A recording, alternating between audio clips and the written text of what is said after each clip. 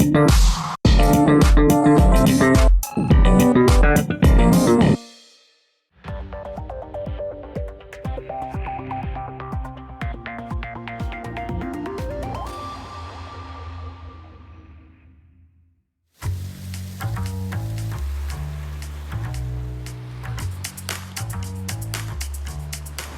à tous, je suis ravie de vous retrouver ici à Tel Aviv. Je me trouve boulevard Rothschild, également appelé rue des startups. C'est le point de départ de notre voyage au cœur de cette Silicon Valley israélienne. Mais tout de suite, plongeons-nous au cœur du miracle israélien.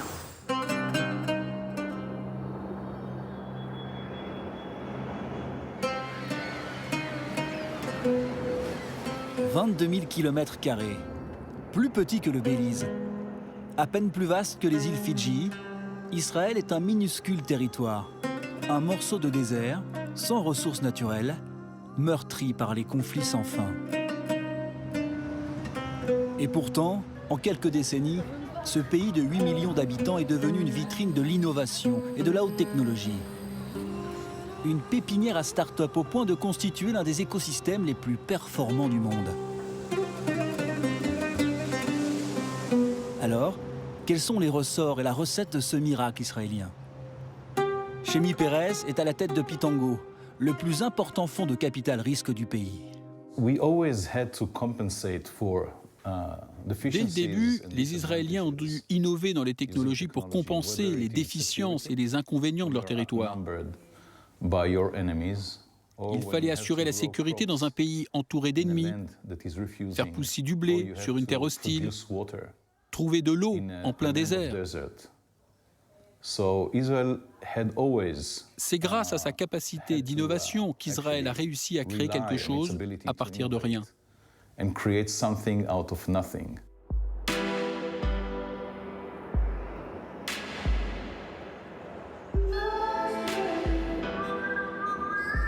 Créer à partir de rien. C'était déjà la devise des kibboutz, le berceau de l'esprit d'entreprise israélien.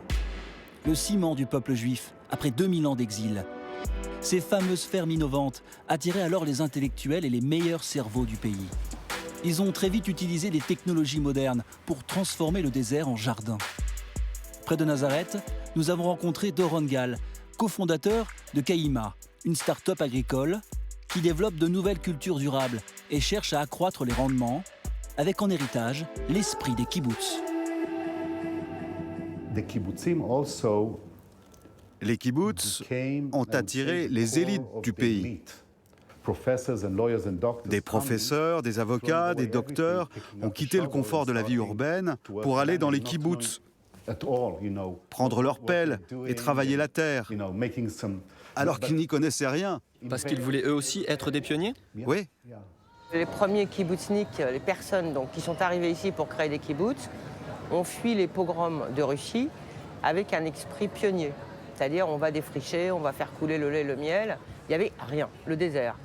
Et je pense que les start-upers aujourd'hui ont un peu le même état d'esprit, pionnier, défricheur et pas peur de l'échec.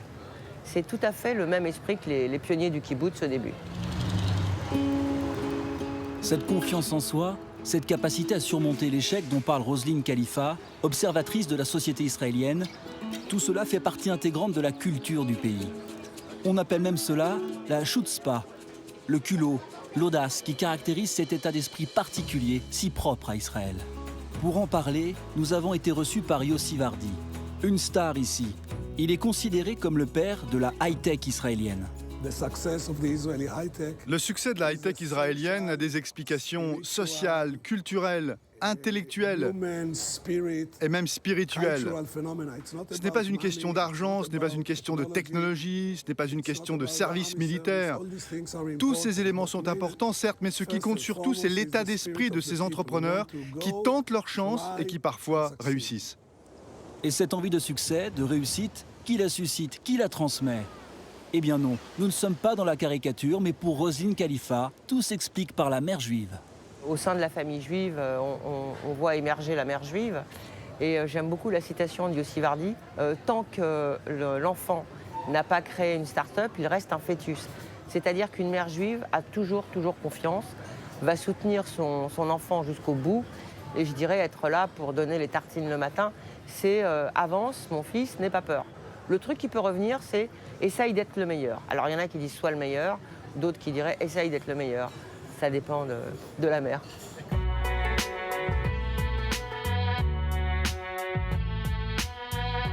N'oublions pas non plus le rôle moteur de l'État hébreu d'abord, qui est l'État qui investit le plus au monde dans la recherche et le développement, 5% de son PIB. Et ensuite, celui de Tsahal, obligatoire pendant 3 ans pour les garçons et 2 ans pour les filles. L'armée joue les incubateurs en permettant aux jeunes diplômés de se former aux nouvelles technologies, notamment en matière de cybersécurité.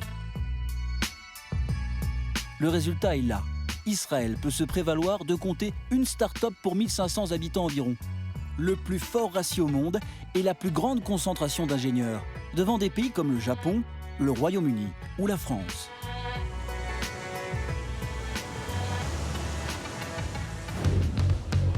Je me trouve maintenant dans les travées de la 5e édition du Festival de l'innovation DLD de Tel Aviv. L'occasion pour les géants de la nouvelle économie, les startups du monde entier et les investisseurs de s'inspirer de la réussite exemplaire du modèle israélien. D'ailleurs, Emmanuel Macron, ministre de l'économie, avec dans son sillage une délégation d'une 50aine de chefs d'entreprise, s'est déplacé ici pour en tirer des leçons et y glaner quelques idées. Je suis venu ici pour essayer de comprendre aussi le modèle israélien, parce que c'est un formidable modèle de succès.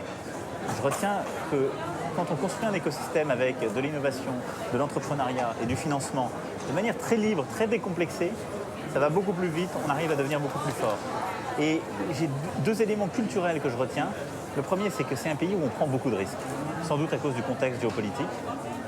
Les jeunes en France sont prêts à prendre des risques, mais parfois la société tout entière, pas suffisamment. Et donc on a besoin de plus de prise de risque dans notre pays. Le deuxième, c'est qu'ici, ils pensent mondial tout de suite. Le marché domestique est trop petit. Et nous, parfois, on pense d'abord français. Il faut toujours penser français.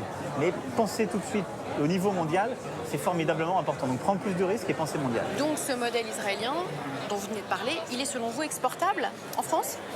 Exportable en tant que tel, je pense qu'il faut toujours faire attention. Chacun a sa culture, ses spécificités. Mais je pense qu'il est en tout cas, il peut beaucoup inspirer le modèle français. Beaucoup. Vous savez, quand vous regardez ce qu'était Israël il y a une quinzaine d'années, c'était très très différent. On était très loin. Et donc, ça veut dire qu'on peut vite se transformer si on fait des changements. Et donc, je pense qu'il y a quelque chose qui est difficilement exportable, mais qu'on doit traduire. Moi, c'est la philosophie des réformes que je mène. C'est donner plus de place aux outsiders, donner plus de place à ceux qui prennent des risques. Et ça, c'est fondamental, c'est le cœur de la réussite israélienne à mes yeux, le cœur. Ensuite, c'est casser les barrières qu'on a dans la tête. Entre la recherche... Oui, il y en a trop, mais pas beaucoup moins chez les jeunes ou chez les gens qui sont agiles, d'ailleurs jeunes et moins jeunes. J'ai vu ici des gens formidables qui ont plus de 60 ans, qui ont créé les drones ou qui ont fait d'autres formidables inventions comme ça. Mais pensez qu'il y a des barrières disciplinaires, qu'il y a des barrières entre le public, le privé. Fausse façon de penser. Il faut que les idées circulent, les innovations circulent. Ici, au DLD, on constate que les startups israéliennes brillent dans de nombreux domaines, dont un particulièrement crucial à l'heure actuelle. Il s'agit de la sécurisation des données. Et je suis justement avec Karen, qui est une experte sur le sujet. Alors Karen, est-ce que vous pouvez nous expliquer pour quelles raisons est-ce que les startups israéliennes brillent autant sur ce sujet? Merci pour la question. Alors, pourquoi est-ce tendance ici en Israël de travailler dans la cybersécurité? Pourquoi on innove autant dans ce domaine? Parce que les experts en cybersécurité israéliens, tels que moi et mes collègues, nous devons gérer des problèmes concrets. Depuis 10 ans au moins, Israël est engagé dans une guerre numérique contre les cyberterroristes. J'aime cette citation anglaise, c'est la pression qui crée les diamants. Le moteur de nos innovations en cybersécurité, c'est cette pression que nous avons de devoir sortir des solutions pour résoudre des problèmes réels. Thank you very much, Karen. Et pour en savoir plus, on regarde tout de suite ce sujet. Jamais le e-commerce ne s'est aussi bien porté, mais jamais il n'a été autant la cible des fraudeurs. 32 milliards de préjudices en 2014, rien qu'aux États-Unis, le pays le plus touché par les cyberattaques. Les escrocs du net ne sont jamais à court d'idées pour prendre possession des comptes clients, piratage des ordinateurs et des smartphones, usurpation des identités sur Internet.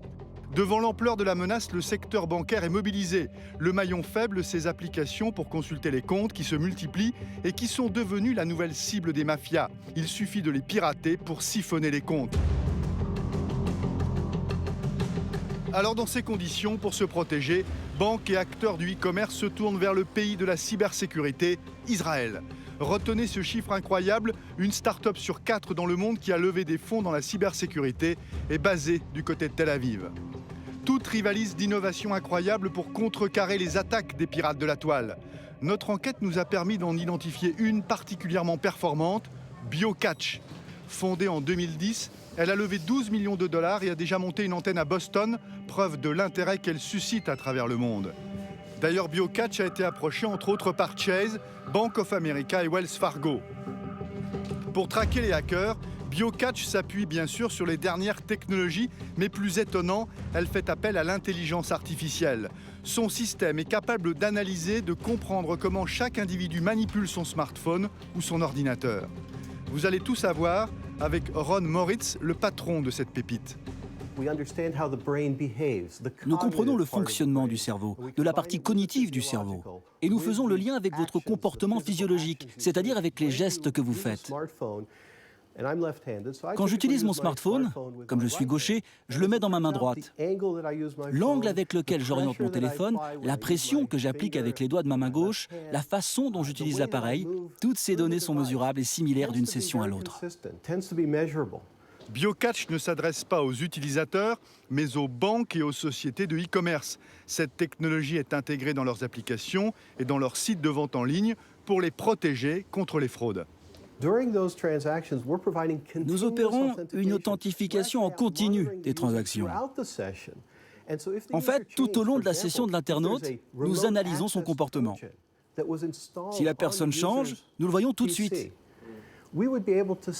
Par exemple, si un cheval de Troie est installé dans le PC de l'utilisateur, nous sommes capables de repérer que celui-ci a quitté son poste et qu'un intrus, quelque part sur la planète, a pris la main sur son compte. Et cette intrusion, BioCatch est même capable de la détecter en temps réel de façon spectaculaire. Quand l'utilisateur se sert de son ordinateur, voilà ce que cela donne sur leurs écrans. Un dessin un peu brouillon, mais quand le programme espion prend le contrôle, BioCatch voit tout de suite la différence. Le graphisme, piloté par un algorithme malveillant, devient géométrique. Nous pouvons très vite repérer ce type de comportement. Nous signalons immédiatement que ce n'est pas l'utilisateur qui est aux commandes. Il vous faut quelques secondes, quelques minutes? Quelques secondes, s'il s'agit d'un robot. Vous avez évité à la banque de perdre 173 000 $. Et dans ce cas précis, oui. Nous fournissons à la banque une analyse biométrique du risque qui alimente son système informatique de lutte contre la fraude. La banque prend alors la décision de valider ou non la transaction. Cette approche nouvelle de la cybersécurité est très prometteuse, car très efficace. On vient de mesurer l'ampleur du phénomène des cyberpirates dans l'univers des banques et du e-commerce, mais en réalité, tout le monde économique est impacté, des PME aux multinationales. D'un côté, une mutation numérique, un recours accru aux nouvelles technologies et au partage des données. De l'autre, des cybercriminels de plus en plus professionnels pour accéder à distance aux coffres-forts numériques avec les données confidentielles, les brevets et les secrets industriels. Sony, Google, Target aux États-Unis. On ne compte plus les géants touchés au cœur. Le hacker n'est plus un mythe, la menace est devant nous. Alors, restons à Tel Aviv pour découvrir un homme, un serial entrepreneur qui incarne à lui seul la force de frappe d'Israël dans la cybersécurité. Le voici, il s'appelle Nadav Zafrir. Il nous a reçus à Team 8 qu'il a fondé, un incubateur dédié à de jeunes startups qui apportent des solutions innovantes au challenge de la cyberfraude afin de bâtir un monde plus sûr. L'histoire de Nadav n'est pas banale. Arrêtons-nous un instant sur son passé. C'est un ancien militaire, un gradé, qui a dirigé l'unité d'élite de Tsahal, la 8200. Il m'a fallu 25 ans avant de quitter l'armée. En général, ça dure un peu moins longtemps. Vous faites 3 à 5 ans de service militaire. Ensuite, vous partez en voyage pendant quelques mois en Asie ou en Amérique latine. Vous faites un trek. Puis vous revenez. Et là, vous créez une start-up avec quelques amis de 8200 ou d'ailleurs.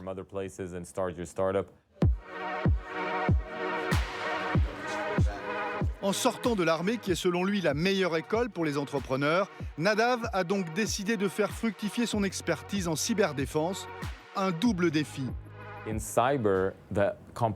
Nos concurrents, ce sont les autres entreprises de cybersécurité. Mais ce sont aussi les pirates informatiques et les cyberterroristes.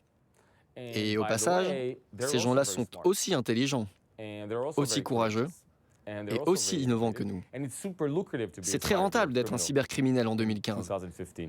Et ça va l'être de plus en plus à l'avenir.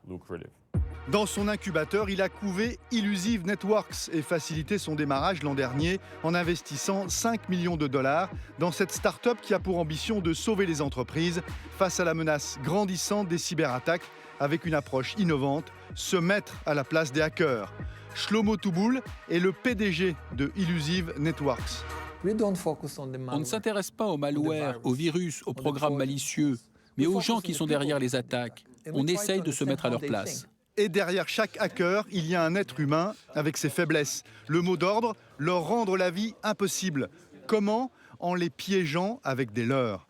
Pour s'introduire dans le système informatique d'une société, les pirates identifient d'abord un poste vulnérable, facile d'accès, puis petit à petit sautent de poste en poste pour atteindre le sommet et toucher au Graal, les données stratégiques. Une progression qui peut prendre des mois, voire des années, sans que les services informatiques ne s'en rendent compte. Pour les perdre, Illusive Networks va créer de toutes pièces un labyrinthe avec un tas de portes fictives. À la base, ils voient un seul chemin pour aller de l'ordinateur A à l'ordinateur B. À cause d'Illusive, ils voient désormais 20 chemins différents qui paraissent tous réels, mais un seul est le bon. Les 19 autres sont des faux. Toutes les portes se ressemblent à l'identique. Le pirate se demande « Quelle porte dois-je ouvrir ?» Il est très probable qu'il prenne la mauvaise porte. Et vous savez quoi ? Il y a des milliers de murs comme ça à traverser. Une fois que l'intrus s'est trompé et qu'il a choisi le mauvais chemin, on prévient l'entreprise qu'en ce moment même, un pirate est en train d'attaquer son système et on enregistre toutes les traces de son passage. Illusive Networks, c'est déjà un succès. En 9 mois, la start-up pourrait multiplier ses ventes par 4. Elle vient d'ouvrir un bureau à New York et envisage de s'attaquer au marché européen l'an prochain.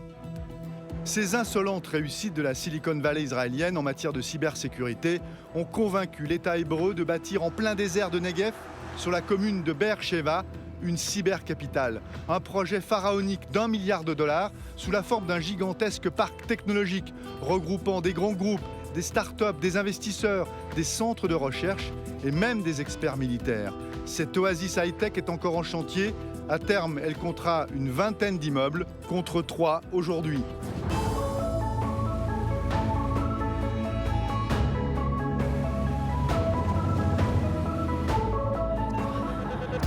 On vient de le voir avec l'exemple de la cybersécurité, l'innovation et la technologie constituent les 2 priorités de l'économie israélienne. L'État finance l'écosystème des startups tout en encourageant les investissements privés, qu'ils proviennent de l'étranger ou de l'intérieur. Nous retrouvons Shemi Peres, le fils de l'ancien président Shimon Peres, à la tête de Pitango, le plus gros fonds de capital risque d'Israël.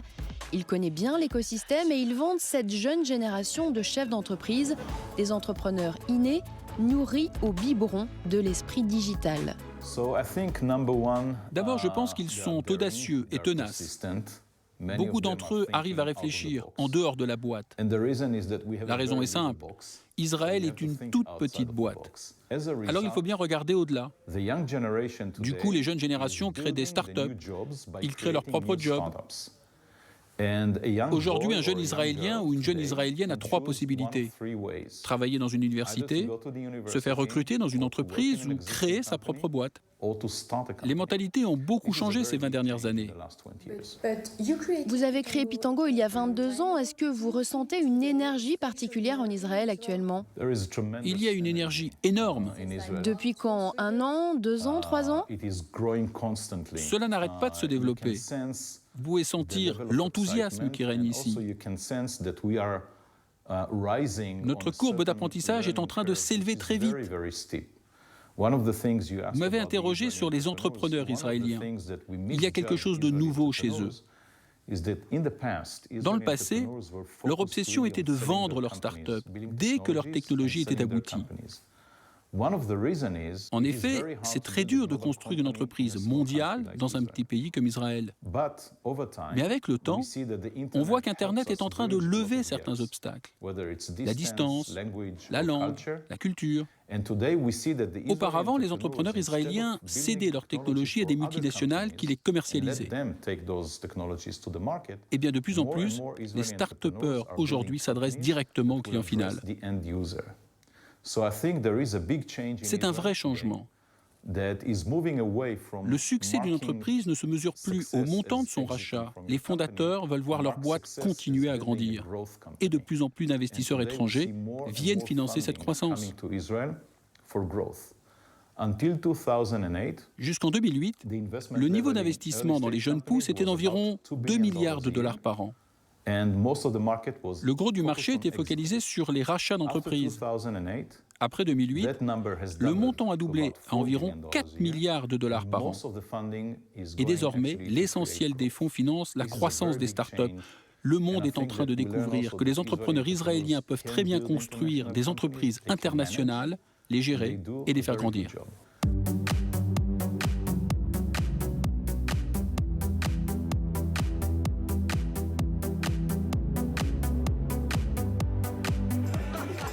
De nouveau sur le boulevard Rothschild, mais de nuit cette fois, à l'heure où les start-upers se réveillent pour faire la fête. Derrière moi, une start-up party improvisée, sorte de boîte de nuit en plein air. Et je viens de me mêler à la foule. On trouve ici beaucoup d'Israéliens, mais aussi des Américains et même des VC chinois qui convoitent les pépites israéliennes. Et voilà. Bonjour. C'est la caméra qui pilote. Si à l'avenir, la voiture autonome sans conducteur circule sur nos routes, il faudra dire merci à Mobileye, une start-up technologique israélienne, mais un peu chinoise aussi, depuis que des investisseurs sont montés au capital en 2013. Google et Apple courtisaient également cette pépite, mais ce sont les Chinois qui ont donc dégainé le plus vite. Mobileye les a séduits avec un système d'aide à la conduite ultra perfectionné, composé de caméras embarquées et intelligentes. 21 brevets protègent cette innovation, déjà adoptée par la quasi-totalité des constructeurs automobiles mondiaux. Mobileye pèse aujourd'hui plus de 11 milliards de dollars. Nous avons cherché à en savoir plus sur cet investisseur et à connaître le montant de l'investissement. Lior Seaton est responsable du marché européen. Et visiblement, cette opération reste très confidentielle. Parlez-nous de vos actionnaires chinois. Ils mettent leur nez dans la gestion de la boîte ? Je ne peux pas vous dire grand-chose à ce sujet. Et Mobileye n'est pas un coup de poker isolé des Chinois. Israël est devenu leur nouvel Eldorado. En quelques années, les investissements chinois ici sont passés de 0 à 4 milliards de dollars. En 2013, la Chine occupait la 2e place des investisseurs étrangers, juste derrière les États-Unis. Si l'on s'en tient uniquement aux investissements dans les startups, une mini-révolution culturelle est en marche à Tel Aviv, le cœur de la Silicon Valley israélienne. Les Américains, notamment les GAFA, ne sont plus seuls à traquer les pépites les plus prometteuses. La Chine, elle aussi, mise sur la high-tech israélienne. Tencent, Baidu, Alibaba, les mastodontes de la nouvelle économie investissent massivement.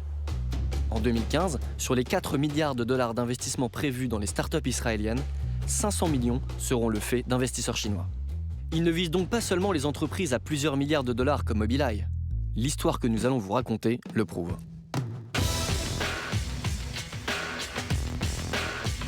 Il était une fois en 2012 la naissance de Visualid, spécialisée dans les solutions de QR code.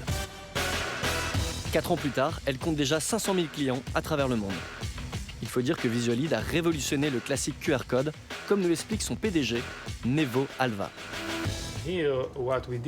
Voici la nouvelle génération de QR code. Nous avons scanné l'image et gardé des caractères typiques d'un QR code classique.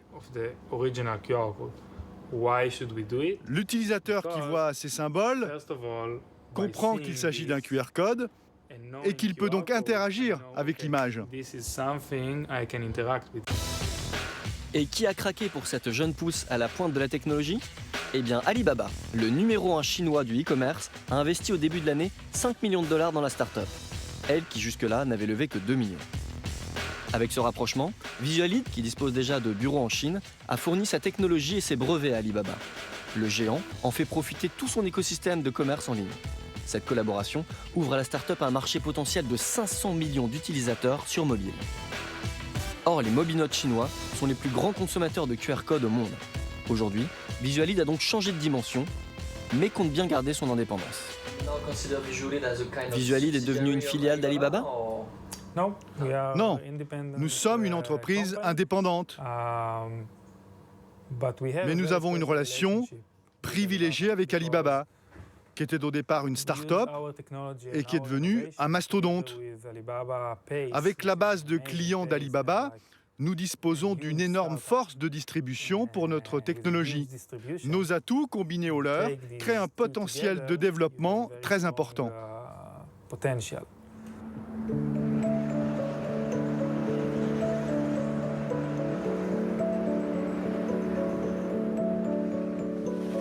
C'est la fin de cette émission, merci de l'avoir suivi. On se quitte les pieds dans l'eau et j'aurais aimé sous un soleil radieux, mais une tempête de sable s'est abattue sur la région hier matin, ce qui est très inhabituel ici à Tel Aviv. En tout cas, nous, on se retrouve pour une émission Green Tech dans les semaines qui viennent à l'occasion de la COP21, le sommet sur le changement climatique. À très vite.